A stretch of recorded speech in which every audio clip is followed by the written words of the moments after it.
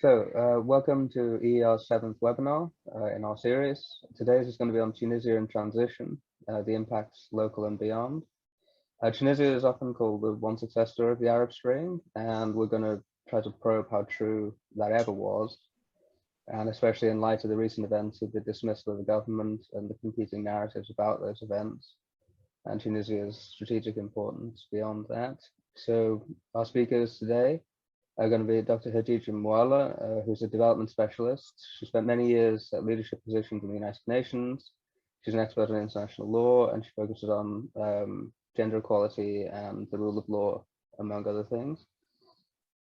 Our second speaker is Sami Moubayed, who's a Syrian historian. He's covered regional politics since 1998. He's a research fellow at St Andrews University in Scotland. His most recent book is about ISIS. It's called Under the Black Flag. Dr. Tommaso Virgili is Postdoctoral Research Fellow at WZB Berlin Social Science Center. He works on liberal movements within Islam in competition with Islamism. And his forthcoming book is Islam, Constitutional Law and Human Rights, Sexual Minorities and Freethinkers in Egypt and Tunisia. So each of our speakers will speak for 10 or 15 minutes, and then we shall throw it open to audience questions. Khadija, if you can start us off. Okay, thank you. Hello, everybody. Thanks for the invitation. I might not use all the time because I'd rather have some questions to know exactly the expectation. However, let me start by saying that in 2011, when we had an uprising in Tunisia, some would call it a revolution, some wouldn't, depending on the definition of a revolution. I call it uprising. We had many forces coming into place after that uprising. I mean, the uprising happened because the youth and the women and the population were asking for to benefit from their rights, the right to employment, the right to basically life, to a decent life, right to dignity. Unfortunately, all the powers that came at that moment, so we had many corrupted political party, but we had essentially the Muslim Brotherhood who before were living outside the country, coming back, having the green light to have a political party, which is normally forbidden in Tunisia, that we use religion as the basis of a political party. So all those forces really started governing, and it was kind of, it looks like democracy, but it was not, because just having the right to vote, it's not enough depending on the definition of democracy, but it's not enough. And it was a democracy of facade. I think the only thing that we won, that we gained, was the freedom of speech. For once, we are able to write, to say, to anything that we want. But apart from that, the situation really got worse by the years. And essentially, the unemployment rate, which was really a demand from the streets, rose from 300,000 people to almost 1 million now. Now we have more than 2 million people living under the poverty rate. And as I said, the poorer became more poor. We have inflation. There was all those forces used just to borrow money from many countries. And those countries did give the money. I mean, we have now a huge debt that didn't benefit at all the money. The investment, in the opposite, it was stolen by all those political forces. So basically, the situation really went from bad to worse. And I would say till 25th of July, so 10 years, a decade that the people of Tunisia have been extremely patient and always hoping that something will change, but nothing changed. And 25th of July, it was the people who went to the streets the whole day, claiming really, saying very much out loud that this parliament doesn't represent them, that they want things to change. And this is why the president at 10 p.m., after seeing all these thousands and thousands, hundreds of thousands people in the streets, was forced to take some exceptional measure. And this is what he announced, of course, by all the measures that we all know that he took. It was never, he used kind of the Article 80 of our constitution, more or less, but he didn't have any choice, I believe, because the street, essentially people, what was important is that people went to specifically the premises of the Muslim Brotherhood and started burning them down. And I think that if he didn't take the measures at 10 p.m., maybe by the morning, we would have them all burned down. And maybe it was to avoid any type of clash with anybody. We have a very, very significant scene that we all saw on TV of the president of the Muslim Brotherhood, who is also the Muslim of the parliament, going at 2 p.m. and willing to go to the parliament to enter. And he was just screaming that he was here to protect the constitution. And there was this magnificent soldier who just told him, we are here to protect the nation, to protect our country. And it was extremely powerful as a message for everybody. So after that, after this and what happened, there is, we are witnessing now a huge campaign at regional level and at the international level against what is happening.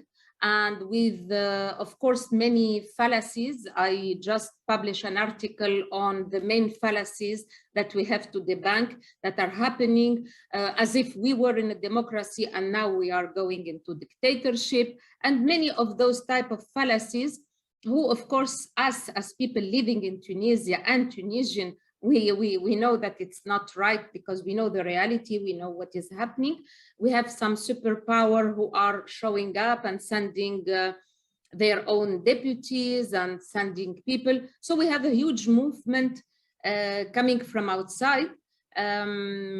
Personally, what I expect really from the people from other countries is much more a solidarity, because we are facing the same enemy. And the huge international movement of the Muslim Brotherhood, whether we like it or not, is our common enemy. This is how I see it. The terrorist acts are not done only in the streets of Tunis, Baghdad, Cairo, or Damascus. They are done everywhere, even in Europe, in France, in Belgium, in just you name it. We have so many examples. So this solidarity is extremely important now, so that we understand finally that this is the reality. I think that also what we need is a support vis-a-vis the debt that has been provided by also international organizations, not only donors, and that never benefited to the people of Tunisia, and that we need to have, because we are facing a huge economic crisis. And I think it is much more important than anything else. And it's it's amazing that all the people who are now speaking are just focusing on maybe the threat to democracy without talking about the huge economic crisis.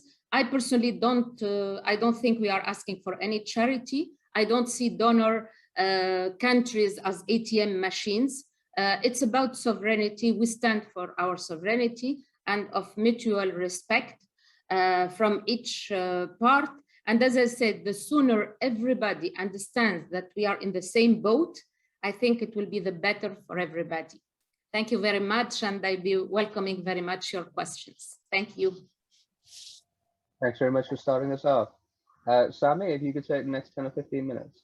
We need to do in Tunisia is to de-Sunnify AlNahda. And we need to either ignore or get rid of all the noise that's coming out in their defense on the pretext that they won the elections democratically. They might have, just like Mohammed Morsi won the elections democratically in Egypt, just like Hitler won the elections in Germany, by the way.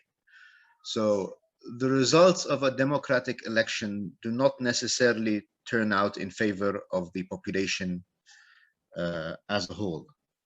I think that what happened in Tunis and what has been called a light coup by the President of the Republic is one of the finest things to happen in that country in a very long time.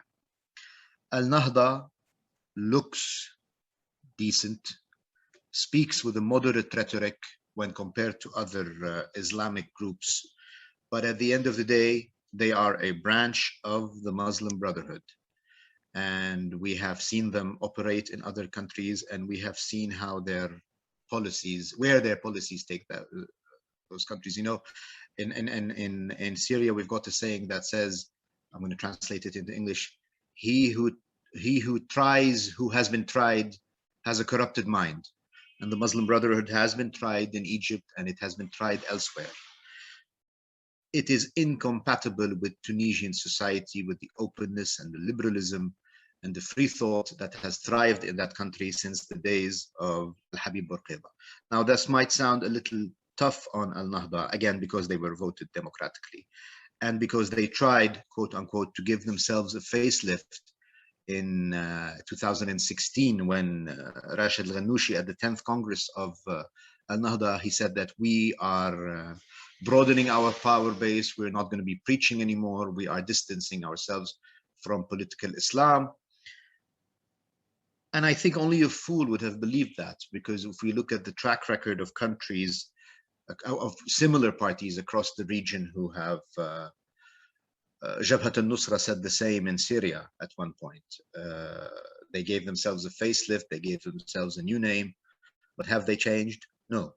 The Taliban has been said recently, this is a very recent example in history, ongoing, have said that they have moderated and that they've grown up and they've learned from their previous mistakes.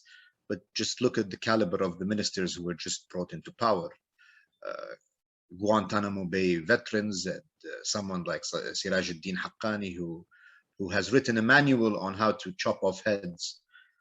I think AlNahda is really no different from that. And testimony to this is the leaked recordings of Mr. Ghannouchi with Abu Iyad al-Tunisi, head of the Al-Qaeda branch in Tunis, who was given orders by, or recommendations by Mr. Ghannouchi to spread Quranic schools everywhere and to infiltrate society from top to bottom and to infiltrate mosques and schools and universities. That's very dangerous. And once this group succeeded in fully implementing that program, then we would have seen Tunis looking no different from where Egypt was in 2013 before the coup, or horrifically where Afghanistan might be heading or has reached at this stage. And there is nothing that Ghannouchi can say to defend himself in his meeting with Abu Iyad al-Tunisi. The man is, it's akin to sitting down with someone like Osama bin Laden. And testimony to that is after those videos were released, which went viral on the internet, Abu Iyad al-Tunisi, Saifullah bin Hassin, I think is his real name, was involved in an attack on the US embassy in the Tunisian capital. So that tells you much about how AlNahda, what kind of bedfellows AlNahda has been working with. People might refute that. Well, there are other examples. There's the standing rank and file of AlNahda behind Emir Tamim of Qatar during the standoff with the quartet. Saudi Arabia and the UAE were making very logical demands to Qatar to amend the rhetoric of Al Jazeera, to no longer give base to Hamas, and to stop the support of terrorist groups. Qatar refused to do that, and AlNahda very aggressively supported Hamad's commitment to Hamas. Look at their policy when Muhammad Mursi died. They hailed him as a martyr and as a slain warrior, and asked the ordinary people of Egypt where they would have been today, nearly almost 10 years down the road, if the Muslim Brotherhood had stayed in power. So I think we need to give We need to give benefit of the doubt to the young Tunisians who rose up against AlNahda. We need to definitely, what we need to definitely do is give credit to the president of Tunis. Now, when he came to power, people expected him to be too scholarly. Some said that he was weak. Some said that he was incapable of taking such bold initiatives. And that has been repeated over the last month and a half, where many were saying states stand behind his coup, like the UAE or Saudi Arabia. I think that's rubbish. And I think sometimes leaders who don't really impress are the most to surprise you. We had Anwar Sadat as an example in Egypt, who was brought to power where many people expected him to be a stooge and a weakling, and he turned out to be one of the most courageous leaders in the modern history of Egypt. And the same applies to the president of Tunisia today. So we need to give credit to the people who rose up. We need to give credit to the Tunisian state and to the Tunisian army. And we need to do away with the honorifics of claim or the victimization that AlNahda has been playing. They've been brilliant at that. And at this stage, Ghannouchi is saying that they're going to regroup and they're going to go to court and they're going to reform from within. I think it's very important at this stage to say one thing: we shouldn't believe them. And again, this is not autocratic or authoritarian. Sometimes, when nations face major junctures in their history, sometimes constitutions are put aside, sometimes the rule of law is put aside, and extraordinary measures are required to save the country from collapse. Franklin Roosevelt extended his term much longer than any other president would have ever wanted, because he was at war. And right now, Tunisia has been in a soft war or in a cold war with the Islamists. And I think that what has happened is constitutional, justified, and much needed. Now I'll keep it at that, and I'll leave room for questions and answers, if I may. Thanks so much, Sami. Tommaso, if you could take us the next 15 minutes. Thank you, Kyle. I think I will offer a somehow different perspective, certainly not on the role of AlNahda, on the danger posed by the Muslim Brotherhood, and on the detrimental actions that the Islamist party did and that brought to this situation. But what I would like to focus on a bit is also the profile of Kais Saied and also his deeds in these months. First of all, Saied is also an Islamist, in the sense that Islamism does not denote only political Islam. There is also societal Islamism. And political Islam is not only organized Islamism, is not only the Muslim Brotherhood. The Al-Nur party that supports Morsi in Egypt is a Salafi party and definitely is an Islamist party, although that supported Morsi and now supports Al-Sisi is an Islamist party, although now is against the Muslim Brotherhood. Islamism basically is defined as the attempt to bring Islamic rules and morals to the political sphere, to impose it on the state. Kais Saied is someone, for example, that has blocked the reform of inheritance rights that was painfully set in motion by Qaid Essebsi and by the Colibe, that fantastic commission on liberties and equality that proposed in the parliament a series of measures to bring Tunisia in line, Tunisia's legislation is in line with the constitution and with international law. Among those reforms were the equality of women in inheritance rights, and Saied blocked it by mentioning the Quran and by saying the Quran is clear, these cannot be done. So it's a clear reference to Sharia. He has also stated that unmarried couple in public displays of affection should be punished. He is in favor of keeping a 3-year imprisonment for homosexuals in the book. He has called homosexuals as deviants. He has said that LGBT Tunisian organizations are a sort of foreign fifth column to corrupt the Islamic nation. He is in favor of that penalty. He has called the normalization or a possible normalization with Israel as high treason. So all this lexicon is an Islamist lexicon. And although both parties are now trying to hide in this fact, AlNahda backed Sayed in the second round of the election. So another aspect of Sayed, which is clear more and more, is his populism. So this rhetoric of being the anti-system person, this rhetoric of following the will of the people and on fighting the enemies of the people, his constant reference to direct democracy, and also his depiction of the rules, regulations, separation of powers, checks and balances, as sort of useless burdens that prevent reaching the common good.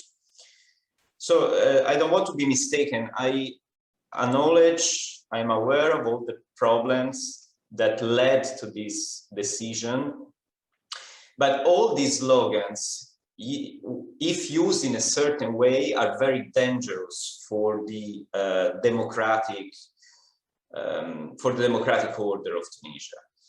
So, for example, when Sayed rightly so speaks of a fight against corruption, the fight against corruption under the rule of law doesn't mean that you randomly arrest people and you put them in jail until they're proven guilty. There is a system of fair trials and a system of separation of powers to guarantee their rights because they're innocent until proven guilty. When he speaks of the fight against poverty, we should not forget that the IMF has stated this situation, given the instability that is bringing about, is actually making an agreement with Tunisia more difficult. And this instability actually is quite evident in the word of the president while replying to civil society organizations, very far from AlNahda, by the way, that ask for a roadmap, which is an absolutely legitimate demand in this situation. Sayed has mocked them, saying that they should look for the roadmap into the geographical books.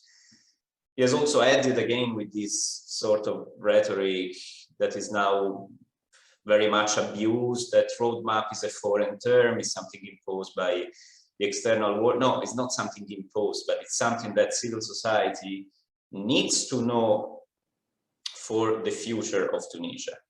Similarly, when Sayed says that the parliament is a danger to the state, he's saying something extremely serious. Of course, I agree with Sami that Hitler came to power by elections, and the parliament can be a danger to the state.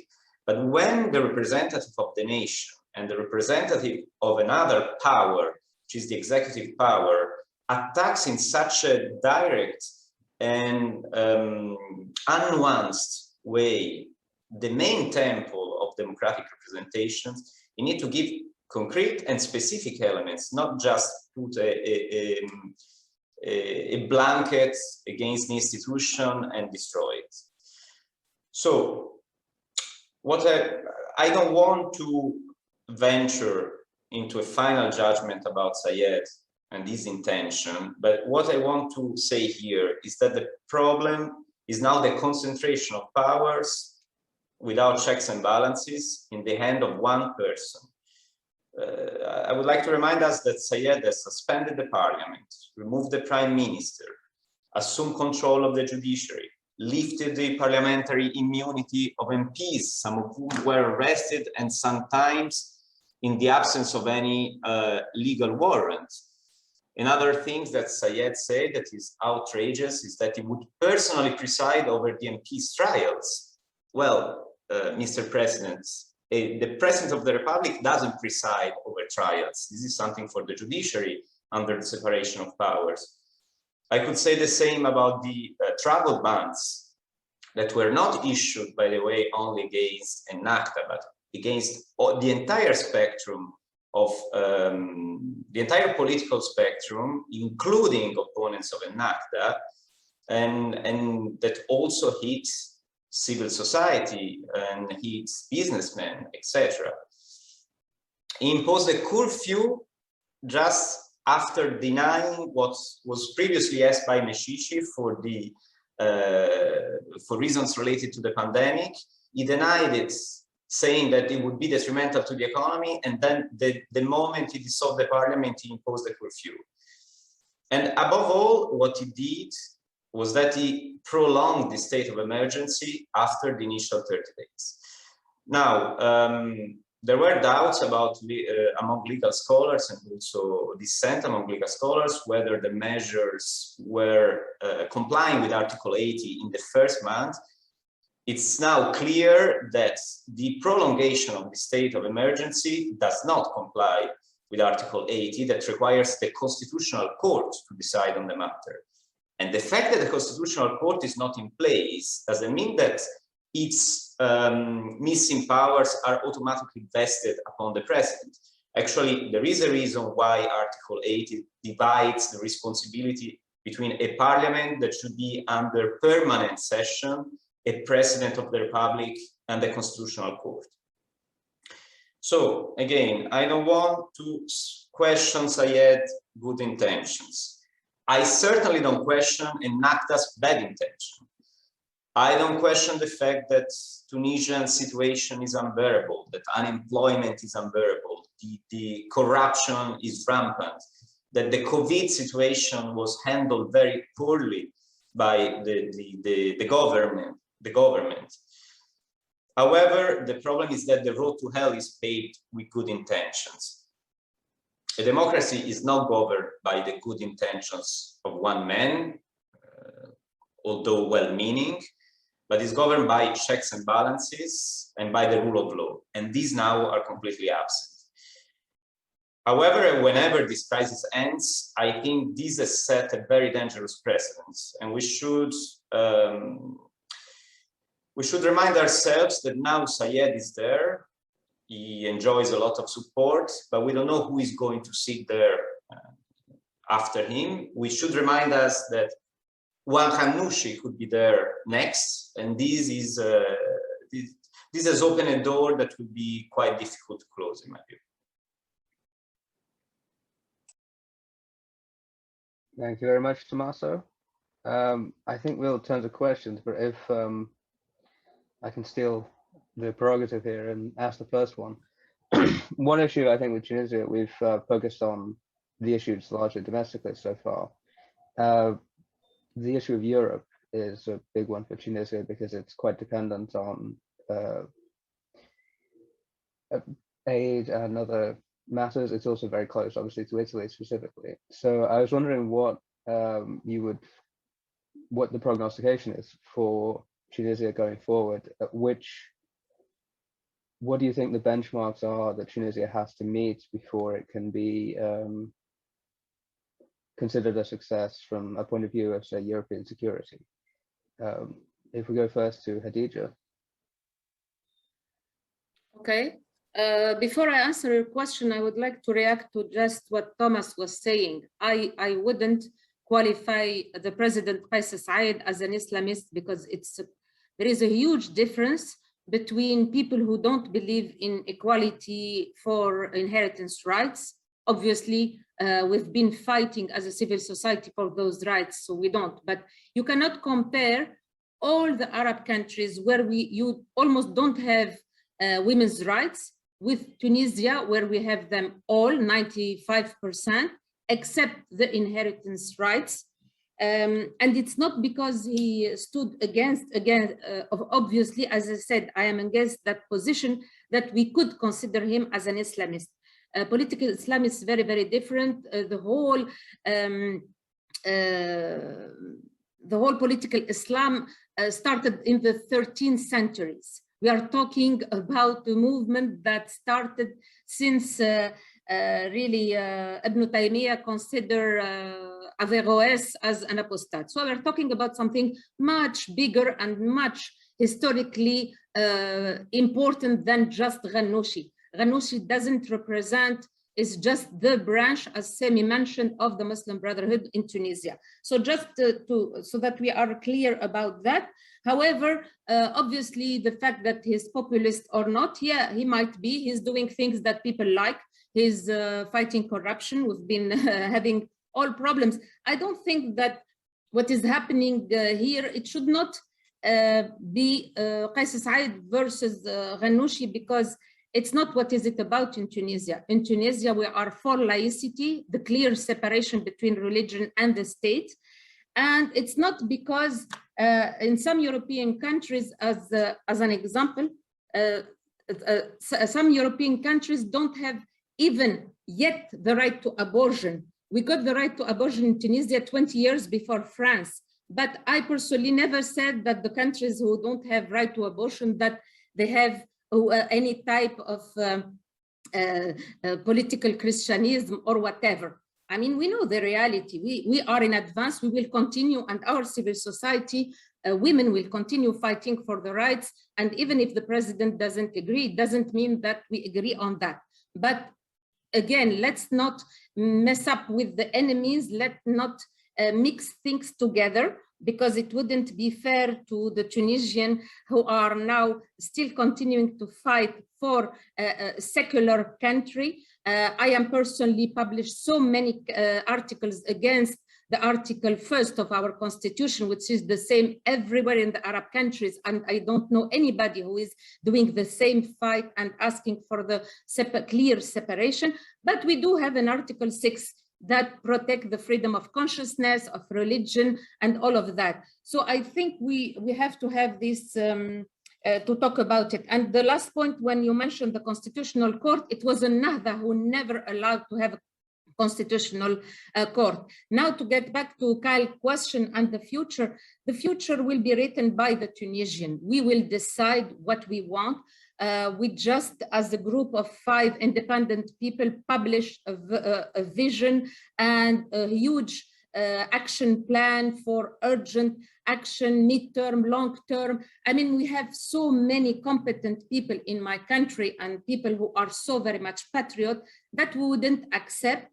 But the only thing that is good, that for once, the Muslim Brotherhood got a chance to run the country for 10 years. It was not the case in Egypt. In Egypt, Morsi was there for 1 year. So they can still claim that if they had a chance for a longer period. But in our case, they cannot. Now, it will benefit all the Arab countries and everybody to see that these people are absolutely not able to run a country. They're interested just to steal money. They are mercenary, because they are the one who started by asking to have all the money, all what they, and even some countries who gave the gift to Tunisia, they stole that money.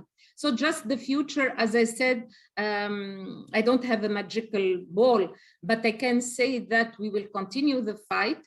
And if Qais Said turned to be as maybe somehow, not an Islamist, but pro whatever, then we will take it again to the streets. We will continue. We never stopped and we will never do. Thanks. Thank you. Sami, if you can come in on that, an issue of Europe and security and those kind of issues.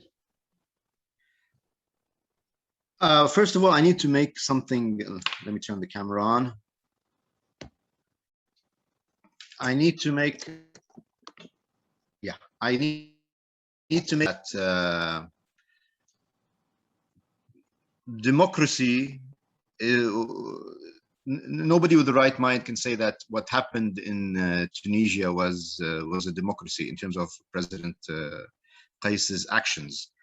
But my point was, democratic action should be put aside to prevent chaos in a country. Now, what about Europe? I think Europe has a major problem within its borders, with the large number of Muslim Brotherhood affiliated preachers and imams, whether in France or in Germany. There is a large emigre population of Africans in Europe. They have open access to the mosques. Those mosques have open access, the preachers have open access to groups like AlNahda, but more importantly to the Justice and Development Party of the AKP, of Turkey, which continues to bankroll these groups and which continues to support the preachers ideologically, financially, and politically. So long as there is a link between Turkey's AKP and the mosque preachers within Europe, then the threat will continue. As my colleague said, AlNahda is just, it's a footnote in the overall project of the Muslim Brotherhood. Rashid al-Ghannouchi is not going to last forever. He's going to die, but someone else is going to come to power. I think the problem, the core problem, is with the Muslim Brotherhood.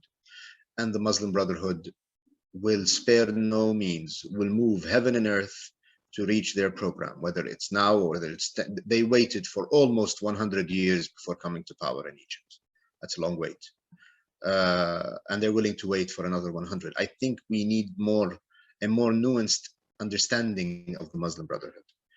I think it's very naive to believe that they're going to change their attitude now, for example, in light of the rapprochement between Egypt and Turkey and all demands by Egypt that the AKP suspends its support for Hamas and the Muslim Brotherhood. They're not going to do that, because if they do that, the raison d'etre of their political existence would be finished. These groups were founded with the objective of establishing an Islamic government that abides by Islamic Sharia. And you know, I'll tell you something. In the West, they're calling on AlNahda or the Muslim Brotherhood to reform. Reform means breaking down and forming from scratch. Within these groups, nobody, Ghannouchi doesn't speak about reforming anything. What he says is Islah al-Nahda. Islah means repair. You repair something, you have a bicycle, it breaks down, you change its wheels, you change its horn, but the body remains intact. They're speaking of repairing AlNahda, not reforming AlNahda. Repairing Islah al-Ikhwan al-Muslimin, not reforming al-Ikhwan al-Muslimin. So again, it's a major threat to Europe, but the threat is not really from AlNahda, but rather from the large number of Muslim Brotherhood affiliates, whether ordinary citizens or mosque imams and preachers scattered across the major cities of Europe. Thank you. For other participants in the chat, you can put questions in the chat, or you can raise your hand and I will then come to you. But I'll read the questions out if you put them in the chat. Tommaso, if you want to take this question. Yes. First, I would like to quickly react to what Khadija was saying. I would like to clarify that I never spoke about Tunisia, and let alone a comparison between Tunisia and other countries.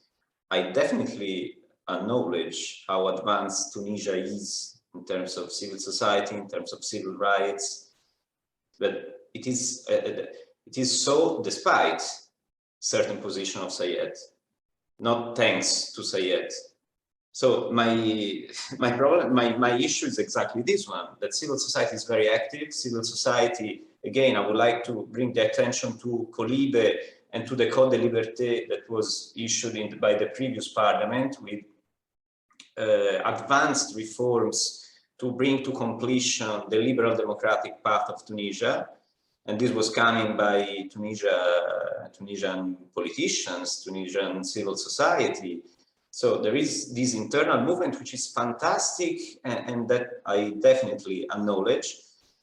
And even more so, I can recognize certain position of Sayed as Islamist position. Islamist really in the technical sense, but Santibi would say of bringing dunya into dawla, like transposing certain religious rules into state law. And Sayed has clear positions on this. And does this make him an enemy, or do I mess up with the enemies? No, I don't. Personally, I don't have personal enemies. I just give judgments on statements and deeds, simply.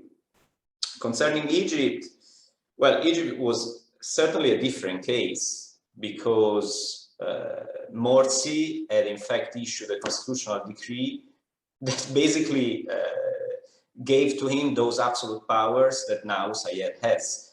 So if we want to make a comparison, which I think is inappropriate, especially because of Tunisia's institutional strength, civil society strength. But if we want to make a comparison, we have to acknowledge that Morsi had already installed a dictatorship in Egypt before being removed. Here we are talking about something different. We are talking certainly about corruption and the attempt to sabotage the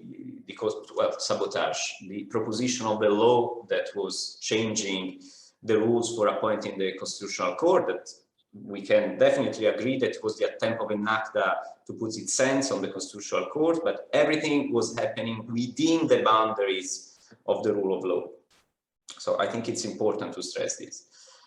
Concerning Europe, well, this again is rhetoric that Ghannouchi has tried to bring forward. He released an interview to Corriere della Sera saying that now Italy should expect a wave of immigrants due to the situation, risk for security. And interestingly, this rhetoric has been embraced by right-wing parties in Italy that, I mean, by definition are opposed to political Islam. Now, I don't see this threat, honestly. Like, I don't see flocks of Tunisians flowing because of Article 80 or the imposition of measures according or beyond Article 80. The reasons why there is migration from Tunisia is because Tunisia, first of all, there is migration that passes through Tunisia from Africa, and the Tunisian migration is mostly economical. So I don't see the institutional crisis, the trigger of migration or security issues, but rather the perpetuation of an economic crisis could be such a trigger. So yes, these are, I think, the few things I wanted to stress. Thank you. So we do have a question from the chat, which is about the issue of the money, basically. The Tunisian economy, particularly tourism and phosphates, are suffering. The IMF has imposed conditionality on any aid it's going to give. And some, obviously, in Tunisia think these are too harsh or that they go in the wrong direction for what they want to do. What do you see as the way out of this? If we go to Khadija first. Thanks. I will just put in the chat box the link to the article I was referring to, because it's a 5-page article where I am explaining the way out as 5 independent people. But I would say that international organization, and I belong to those organizations for quite some time, are also, I think, accomplice of what is happening in Tunisia. It is very, very important when you belong to those organizations and before providing any loan or grant or whatever, to check where the money will be spent, where is it gonna be, and everything.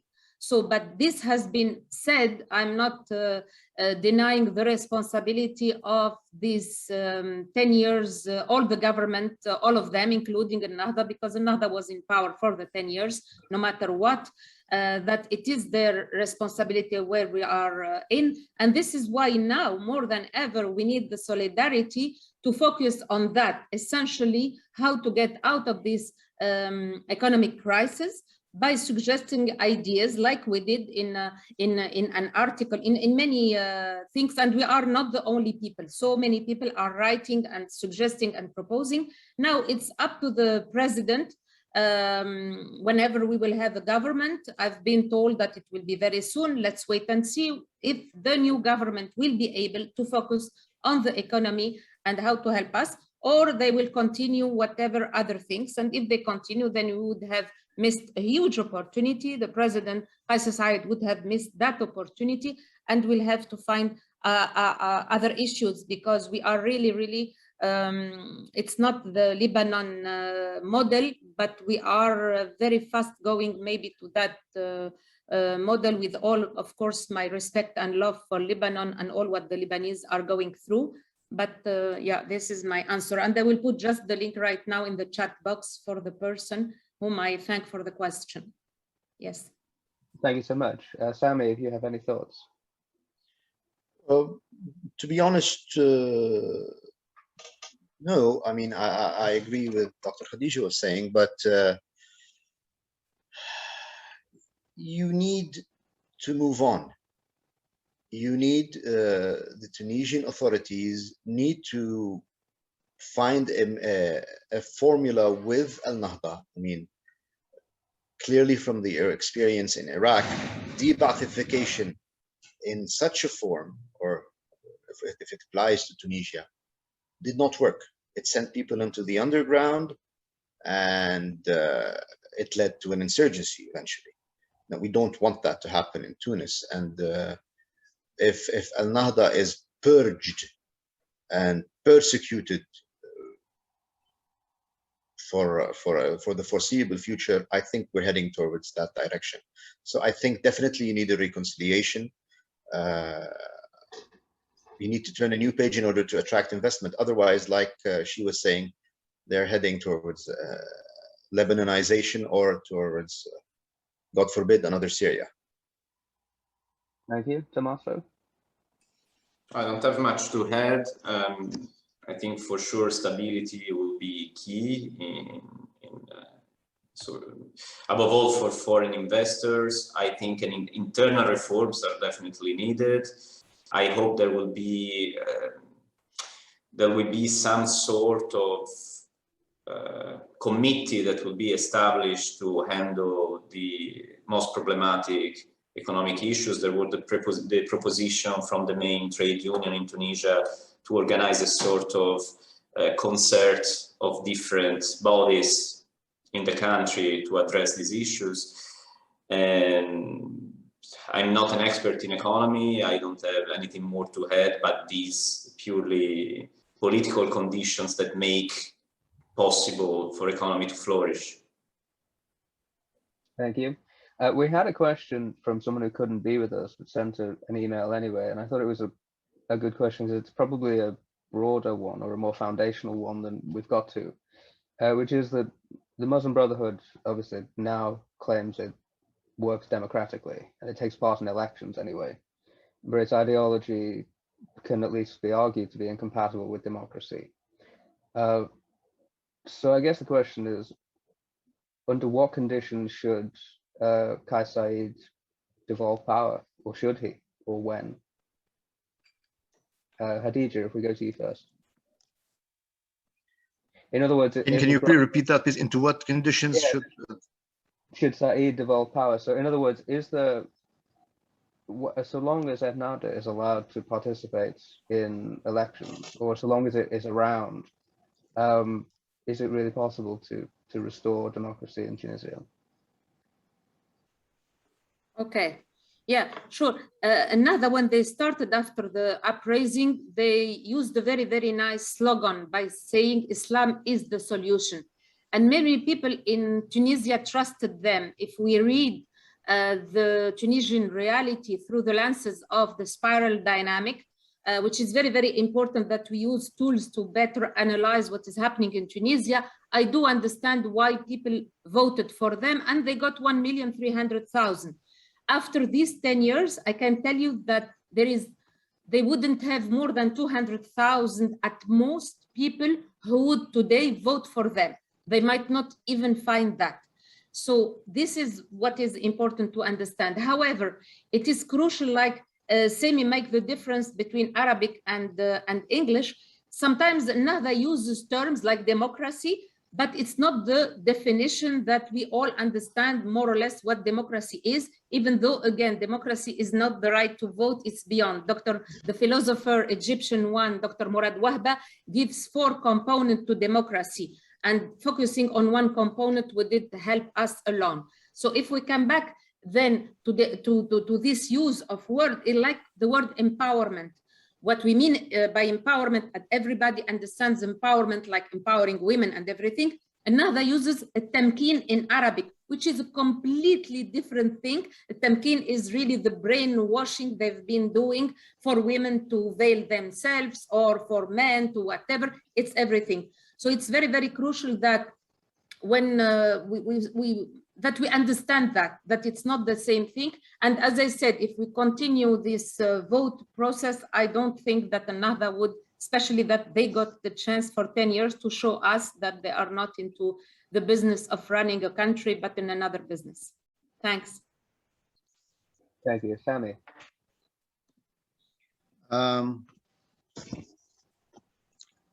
You know, when AlNahda was first elected, its Secretary General said, God willing, we are in the 6th caliphate, the same caliphate that Abu Bakr al-Baghdadi spoke of in 2014. And I think that sums up the ideology of the current leadership of AlNahda. So can we move towards a democracy and a functional sharing of power with these men who have tasted power and who are very bitter about being ejected out of it with little ceremony or respect? I don't think that can be done. I think what we have to do is wait for a new generation to emerge, replacing Ghannouchi and co, a generation that is more inclined towards moderation, perhaps, or not perhaps, definitely less affiliated with the AKP, and that needs to be homegrown. There needs to be a lot of work in Tunisia itself about ushering in a new generation. Reaching a sustainable relationship with the current leadership would be very difficult. It's very difficult to work with somebody who says that we are in the 6th caliphate. So can that be, I mean, Dr. Khadija would have to answer that. Can that new generation be created, and in what terms? Through what cooperation of the Tunisian state and of civil society? Does it have to be done through schools or through mosques or through, it's a huge topic in itself that needs a lot of study. Thank you. Tommaso. Yes, I think Khadija explained much better than I could do what's the Muslim Brotherhood meaning of democracy. I mean, their goal is to arrive to power. They exploit democracy as just the electoral polls to get to power and impose their dictatorship. That's always been the goal of the Muslim Brotherhood. We have seen this in Egypt. We have seen this in Turkey. So I think we don't have any reason to trust that AlNahda is different from its counterpart. What's different again is the system in which AlNahda operates.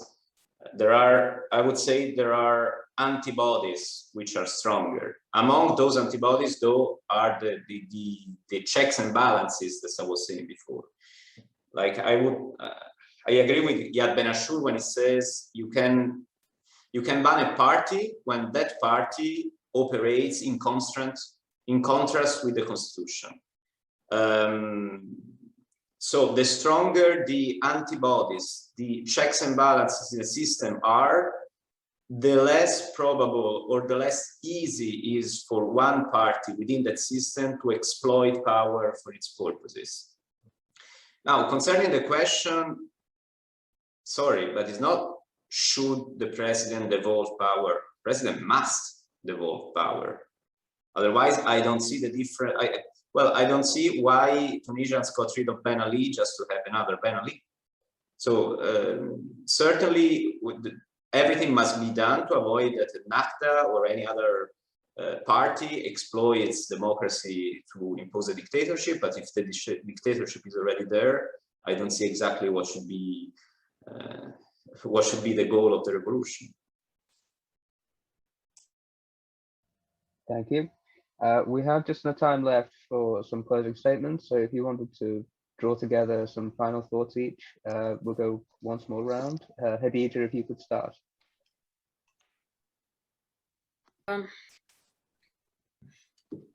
I think I'm grateful for this opportunity that we share between different point of view, different expertise and different countries, how we see Tunisia, whether from inside or outside. But what I would like to say is that I am trusting very, very, very much the people of Tunisia, the women of Tunisia, we as women, because we had a chance to have our rights since my mother's generation for the last 60 or more years. We are not ready to accept that anybody, whether it's the Muslim Brotherhood or the current president or anybody, messes up with our rights, with our future, with the future of our kids and grandchildren. We will continue the fight, and to answer Sami's question, we will do it in a secular country, because without secularism, without clear separation between politics and religion, there is no development. I wrote 6 articles in 3 languages to explain that idea. I continue fighting for, and once we get a very laic country, this is where I'm pretty sure our youth wouldn't be attracted, or women attracted, to all the narrative of the Muslim Brotherhood, because it is exactly it is contrary to all our rights, to citizens' rights, to everybody's rights, not only women.